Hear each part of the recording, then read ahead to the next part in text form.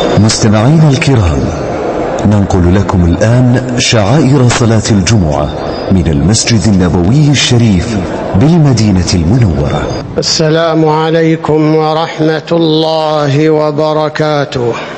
সমস্ত প্রশংসা আল্লাহর জন্য, যিনি সৃষ্টি করেন ও ধ্বংস করেন, ধনী করেন ও সন্তুষ্ট করেন, মৃত্যু ও জীবন দান করেন।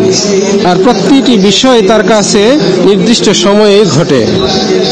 আমি সাক্ষ্য দিচ্ছি যে আল্লাহ ছাড়া সত্য কোনো অবশ্য নেই, তিনি এক, তার কোনো শরীক নেই। আর সাক্ষ্য দিচ্ছি যে আমাদের নবী ও নেতা মুহাম্মদ আল্লাহর বান্দা ও রাসূল। তিনি মন গড়া কিছু বলেন না, বরং তা কেবল ওহী যা তার কাছে প্রত্যাদেশ করা হয়।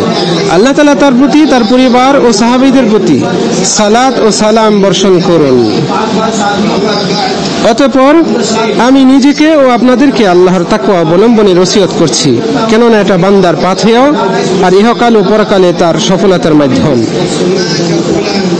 অমুক ব্যক্তি মৃত্যুবরণ করেছেন, এই কথাটি সর্বদা শোনা যায় এবং যখন তখন তা কানে পৌঁছায়। এটি ঘটনা প্রবাহ পরিবর্তন করে, বাস্তবতার মোড় ঘুরিয়ে দেয় এবং তাৎক্ষণিকভাবে এক ধাক্কা দেয়। এই তো, এই ব্যক্তি কিছু সময় আগেও আসা যাওয়া করতেন, স্বপ্ন দেখতেন, প্রত্যাশা করতেন, দীর্ঘ পরিকল্পনা করতেন এবং নিজের পৃথিবীতে ও বাড়িতে সন্তান ও পরিবারের মাঝে ঘুরে বেড়াতেন। তিনি আদেশ দিতেন ও নিষেধ করতেন, পৃথিবীতে আনন্দে চলাফেরা করতেন। কিন্তু হঠাৎ করেই স্বীয় আত্মাকে সৃষ্টিকর্তার কাছে সমর্পণ করেছেন। এখন মৃতদেহ হয়ে পড়ে আছেন, চোখ স্থির হয়ে গেছে, নিজের জন্য কিছুই করতে পারছেন না এবং কিছু করার ক্ষমতাও নেই। এই মুহূর্তে তিনি আর বড় কর্মকর্তা বা বিশাল ক্ষমতার অধিকারী কেউ নন। সমস্ত উপাধি ও পদক সরিয়ে ফেলা হয়েছে। তিনি তার বিশাল বাড়ি ও অভিজাত প্রাসাদ ছেড়ে সাদা কাপড় পরিধান করে একটি মাটির গর্ত কবরের দিকে গমন করছেন, যেখানে তাকে মাটি দিয়ে ঢেকে দেওয়া হবে। যখন আপনি দেখতে পাবেন যে কোনো ব্যক্তি লাশ হয়ে নিথর দেহ পড়ে রয়েছে, নিজের কোনো উপকার বা ক্ষতি করার কোনোই ক্ষমতা নেই, তখন আপনার কাছে মানুষের দুর্বলতা ও অক্ষমতার বাস্তব চিত্র স্পষ্ট হয়ে উঠবে, সে যতই অহংকারী ও দাম্ভিক হোক না কেন। অতএব যে ব্যক্তি নিজেকে উচ্চ বংশীয় মর্যাদা সম্পন্ন এবং সবচেয়ে ধনী ও অহংকারী মনে করে, সে জেনে রাখুক এই পৃথিবীতে তার জীবনের গল্পের পরিসমাপ্তি এমনই। মানুষ যখন মৃত্যুর সন্নিকটে পৌঁছে যায়, তার পরিবার তাকে ঘিরে ধরে, তারা তার অবস্থা অবলোকন করে, তাকে বাঁচানোর চেষ্টা করে, ডাক্তারকে ডেকে আনে। কিন্তু বাস্তবতা এমন যে আজ ডাক্তারও আমাকে বাঁচাতে পারবে না, কারণ মৃত্যুর সময় নির্ধারিত আর এই ব্যাপারটি অনিবার্য। বরং সমগ্র মানবজাতি জীবন রক্ষায় অত্যন্ত যত্নবান হওয়া সত্ত্বেও তাদের সমস্ত জ্ঞান বিজ্ঞান দিয়েও দিনের এক মুহূর্ত বা সময়ের এক পলক মৃত্যুকে বিলম্বিত করতে অক্ষম। এটা এক অলৌকিক কীর্তি এবং সৃষ্টিকর্তার মহা ক্ষমতা।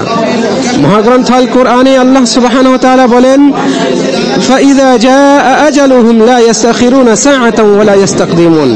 প্রত্যেক জাতির জন্য এক নির্দিষ্ট সময় আছে, অতঃপর যখন তাদের সময় আয়ু ঘনিয়ে আসবে, তখন তারা মুহূর্তকাল দেরি করতে পারবে না এবং এগিয়ে আনতে পারবে না।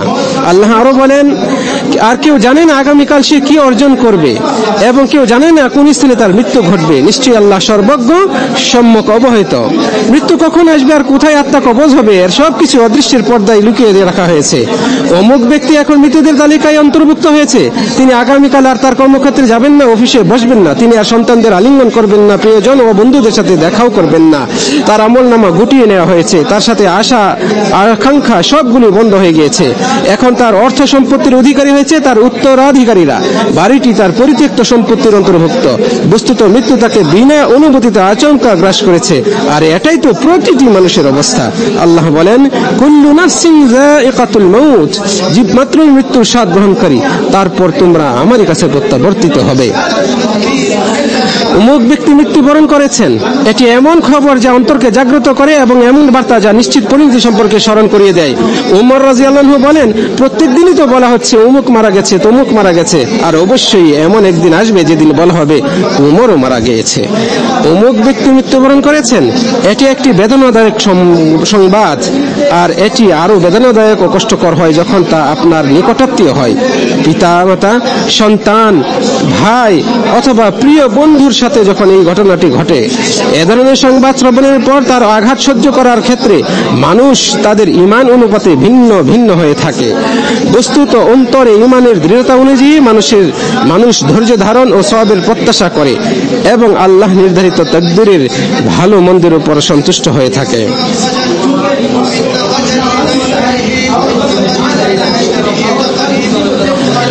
যেহেতু মৃত্যু একটি গায়েবী বিষয়, তা আজও আসতে পারে বা আগামীকালও, আর আগামীকাল তো অতি নিকটবর্তী, তাই বিচক্ষণ ব্যক্তিরা উত্তম পাথেয় দ্বারা প্রস্তুতি গ্রহণে দৃঢ় সংকল্প করে।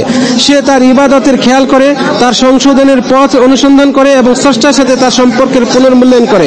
সে তার হিসাবের খাতা, আমল ও সালাতের বিষয়, তার উপর অন্যদের হক, পিতামাতার সাথে সদাচরণ, তার সিয়াম, সম্পদের যাকাত, কুরআন তেলাওয়াত এবং আল্লাহর নিষিদ্ধ ও হারামকৃত সীমারেখা মেনে চলার ক্ষেত্রে তার অবস্থান নিরীক্ষণ করে।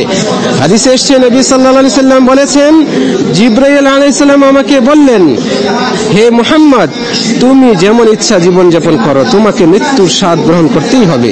তুমি যাকে ইচ্ছা ভালোবাসো, তাকে তোমাকে ছেড়ে যেতেই হবে। আর তুমি যা ইচ্ছা আমল করো, তুমি এর প্রতিদান পাবেই। সুনানে বাইহাকিতে রয়েছে হাদিসটি। ব্যক্তির বিচ্ছেদের কষ্টে পরিবার ও সঙ্গীরা শোকাহত হয় এবং স্ত্রী ও সন্তানরা কান্নাকাটি করে, কিন্তু প্রকৃতগত অবস্থা এবং দিন ও মাসের আবর্তনে চোখের অশ্রু শুকিয়ে যায়, সুখ দুশ্চিন্তা প্রশমিত হয় এবং তার স্মরণ কল্পনার জগতে বিদ্যমান থাকে। বরং অবস্থা সে পর্যায়ে গিয়ে দাঁড়ায় যেমনটি মহান আল্লাহ তাআলা কিয়ামতের ভয়াবহতা সম্পর্কে সংবাদ দিয়ে বলেছেন,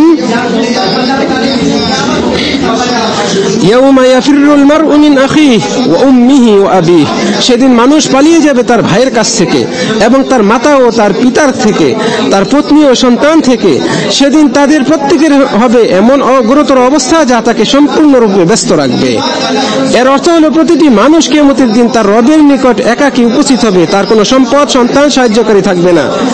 যেমনটি আল্লাহ তাআলা বলেছেন, আর অবশ্যই তোমরা আমার কাছে নিঃসঙ্গ অবস্থায় এসেছ, যেমন আমি তো প্রথমবার তোমাদেরকে সৃষ্টি করেছিলাম, আর আমি তোমাদেরকে যা দিয়েছিলাম তা তোমরা তোমাদের পেছনে ফেলে রেখে এসেছ। এই অবস্থাকে আরো শক্তিশালী করে আল্লাহ তাআলার নিম্নোক্ত বাণীটি, ইয়াউমা তা'তি কুল্লু নাফসিন তুজাদিলু আন নাফসিহা। স্মরণ করুন সেই দিনকে, যেদিন প্রত্যেক ব্যক্তি আত্মপক্ষ সমর্থনে যুক্তি তর্ক নিয়ে উপস্থিত হবে, অর্থাৎ উজর পেশ করবে, আত্মপক্ষ সমর্থন করবে। সে অন্যদের চিন্তা করবে না, যদিও সে তার নিকটের আত্মীয় হয়। দুনিয়াতে সে যেমন অপকৌশল ও বিভ্রান্তির মাধ্যমে অন্যদের উপর নিজের ভুল, দুর্বলতা ও অবহেলার দায় চাপিয়ে দিত, সেভাবে তার আর কোনো পথ থাকবে না। কিংবা হারাম ও নিষিদ্ধ বিষয়ে নিজের জড়িত হওয়ার সপক্ষে অধিকাংশ মানুষের তাতে জড়িত হওয়া ও তা ব্যাপকভাবে প্রচলিত হওয়ার দলিল পেশ করত, সেটারও আর কোনো উপায় থাকবে না। ব্যক্তির মৃত্যুতে আমরা এই বাস্তবতাই অবলোকন করি, যখন তাকে খাটিয়ায় করে নিয়ে যায় তার প্রিয় পরিবার ও স্নেহের সন্তানরা, তাকে কবরস্থ করার পর সকলেই ফিরে আসে। কবরে তার সাথে তার আমল ছাড়া আর কিছুই অবশিষ্ট থাকে না। তার সৎ আমলই তার কবরের একমাত্র সঙ্গী, আর তা কতই না উত্তম বাসস্থান উত্তম আমলকারীর জন্য। এই দৃশ্যটি রাসূল সাল্লাল্লাহু আলাইহি সাল্লাম চিত্রিত করেছেন তার এই হাদিসের মাধ্যমে, যেখানে তিনি বলেছেন, তিনটি জিনিস মৃত ব্যক্তির অনুসরণ করে থাকে, দুটি ফিরে আসে আর একটি তার সাথে থেকে যায়। তার পরিবারবর্গ, ধন সম্পদ ও আমল তার অনুসরণ করে থাকে, অতঃপর তার পরিবার ও ধন সম্পদ ফিরে আসে, কিন্তু একমাত্র তার আমলই তার সঙ্গে থেকে যায়। সহিহ বুখারী ও মুসলিমের হাদিস। আমি আল্লাহর কাছে ক্ষমা প্রার্থনা করছি আমার জন্য এবং আপনাদের জন্য, সকল মুসলিমদের জন্য। আপনারাও তার কাছে ক্ষমা প্রার্থনা করুন, নিশ্চয়ই তিনি পরম ক্ষমাশীল, পরম দয়ালু।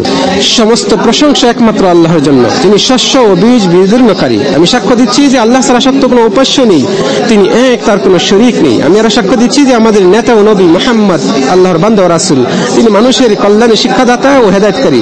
আল্লাহ তাআলা তার প্রতি, তার পরিবার এবং অন্ধকারের প্রতি সকল সাহাবীর প্রতি সালাত ও সালাম বর্ষণ করুন। অতঃপর আমি নিজেকে আপনাদেরকে আল্লাহর তাকওয়া অবলম্বনের ওসিয়ত করছি। কোন কোন ব্যক্তির মৃত্যুর পর মানুষের জবান তার অবদান ও কর্মের এবং তার উত্তম আমল ও চরিত্রের আলোচনায় মত্ত থাকে।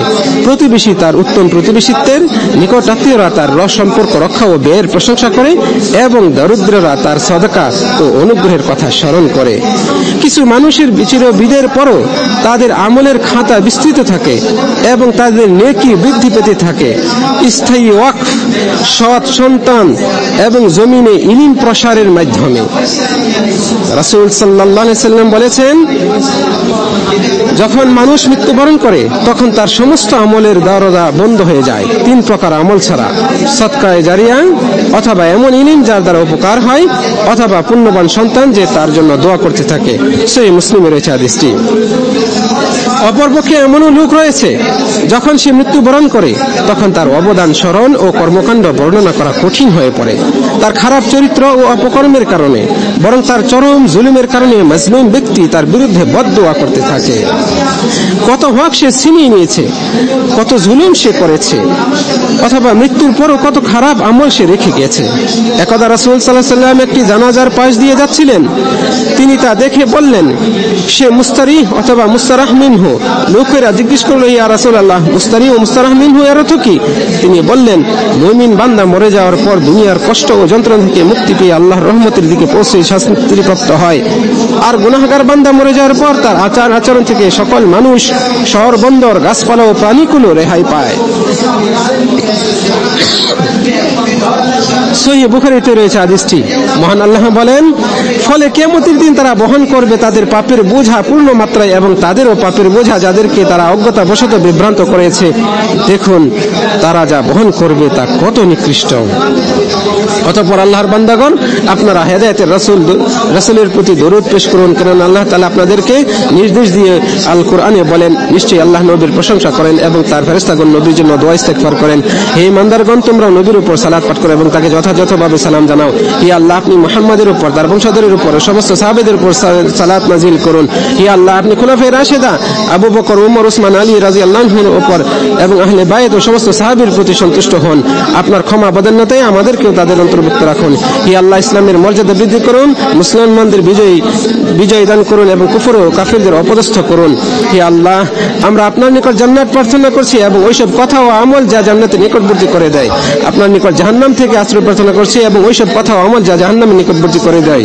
হে আল্লাহ, আমরা আপনার নিকট যাবতীয় কল্যাণ কামনা করছি, যা তাড়াতাড়ি আসে, যা দেরিতে আসে, যা জানা আছে, যা অজানায়। আর আমরা যাবতীয় মন্দ হতে আপনার নিকট আশ্রয় প্রার্থনা করছি, যা দ্রুত আগমন করি, যা দেরিতে আগমন করি, যা আমরা জানি আর যা জানি না।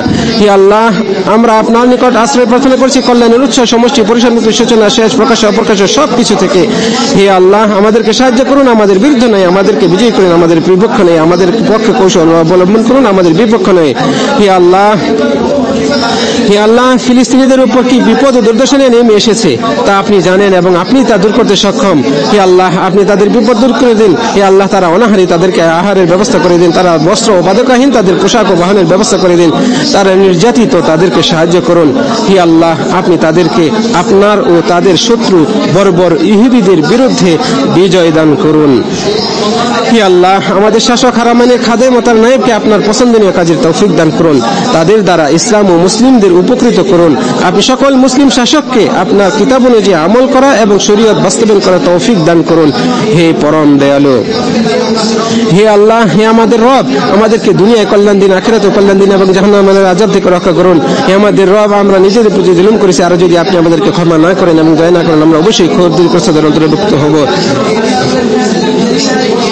আপনারা মহান আল্লাহর স্মরণ করুন, তিনিও আপনাদের স্মরণ করবেন এবং তার নিয়ামতের শুকরিয়া আদায় করুন, তাহলে তিনি নিয়ামত বৃদ্ধি করে দিবেন। আর আল্লাহর স্মরণই তো সর্বশ্রেষ্ঠ, আর আপনাদের কর্মের বিষয়ে তিনি সম্যক অবগত।